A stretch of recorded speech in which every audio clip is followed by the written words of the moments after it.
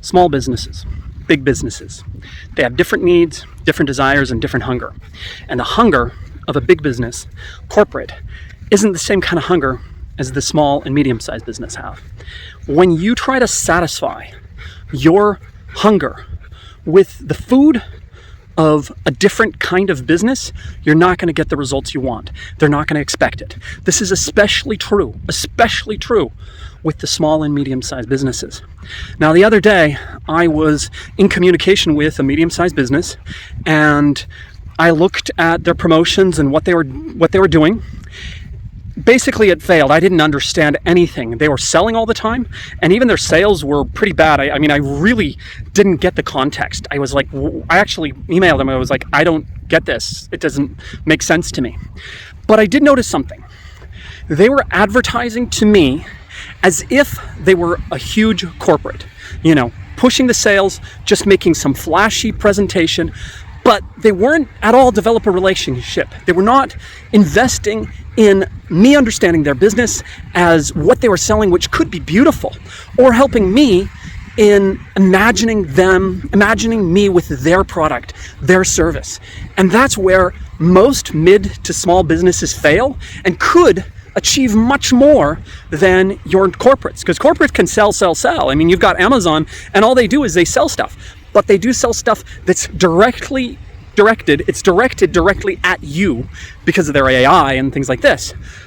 You take that with a small to medium-sized business, they can't do it the same way, but you can develop a much closer relationship if you're these small, medium-sized businesses, and they don't. They keep on selling as if they're corporate, and I'm not surprised that a lot of them fail because they're just not developing the relationship. They're not caring about their customers the way you absolutely could. It's not hard. It's not hard to do this. It's just switching it's saying, I'm invested in you. I care about you. I'm not just selling a product.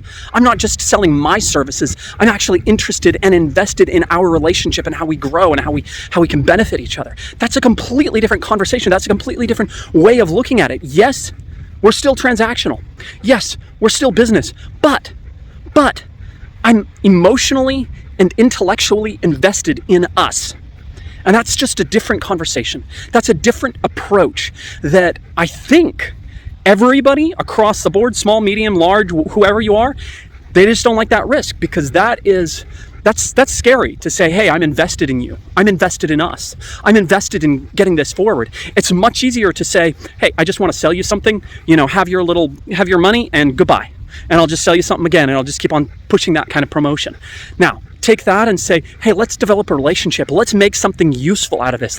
Let's enjoy our contact with each other. So when you see me in your email box, click, wow, this guy's sending me something about his life that's personal, or he's sending me something about his service that I know can help me or has helped somebody else. And there's a story behind it, and there's love, and it enriches who you talk to and what goes on.